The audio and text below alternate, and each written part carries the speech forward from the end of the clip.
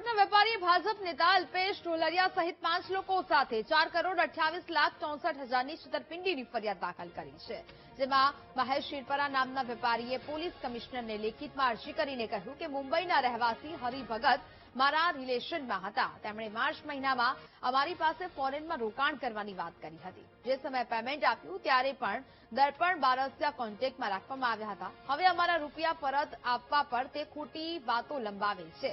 આ રૂપિયા પરત અપાવવા માટે સમાજના પ્રતિષ્ઠિત વ્યક્તિએ દર્પણ બારસિયા અને ગૌતમ બારસિયા સાથે બેઠક કરી હતી, જેમાં દર્પણ બારસિયાએ મારામારી કરીને અલ્પેશ ઢોલરિયા પાસેથી પેમેન્ટ લેવાનું કહ્યું હતું, જેથી અમે અન્ય વ્યક્તિના ફોનમાંથી અલ્પેશ ઢોલરિયાનો સંપર્ક કર્યો હતો.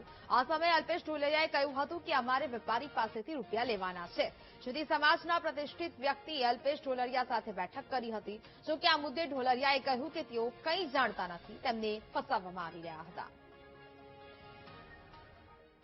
હરિ પટેલને મીટિંગ થઈ હતી અલ્પેશ ઢોલરિયા સાથે, જ્યાં હરિ પટેલને માત્ર ને માત્ર આશ્વાસન તો નહીં પણ એક મીઠી ધમકીઓ. પછી હરિ પટેલ એવું કે છે ભાઈ જે મારી સાથે ફ્રોડિંગ થયું છે એ લોકોને મારે પેમેન્ટ આપવાનું છે, હું ખૂબ જ મુશ્કેલીમાં છું, અલ્પેશભાઈ તમે આનો કોઈ રસ્તો કરી બતાવો. આવી વિનંતી કરવા છતાંય અલ્પેશભાઈ ઢોલરિયા એવું કહે છે કે ભાઈ સાંભળો, આમાંથી અમુક ફંડ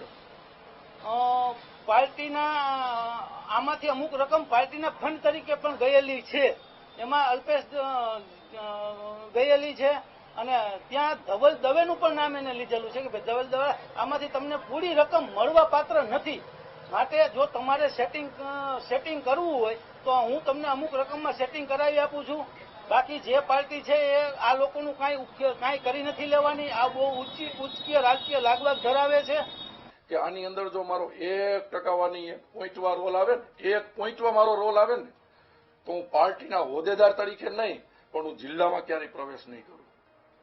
100% પોલિટિકલી હું ડેમેજ થાવ એના માટેના ફરિયાદ છે. અને મને દુઃખ એનું નથી કે અલ્પેશ ઢોલરિયા ઉપર આક્ષેપ છે, એનું મને દુઃખ નથી. દુઃખ એના માટે છે કે મારી પાછળ મારી પાર્ટીનું નામ આવે છે, ભારતીય જનતા પાર્ટી મારી માં છે, અને હોદ્દેદાર ઉપર બેઠા બેઠા મારી ઉપર આવા આક્ષેપો થયા છે એનું મને દુઃખ છે. અને એના માટે મેં પાર્ટીમાં કીધું છે, અત્યારે મેં ડીસીપી સાહેબને કીધું છે, સીપી સાહેબને કીધું છે કે તમે સચોટ સાહેબ તપાસ કરાવો.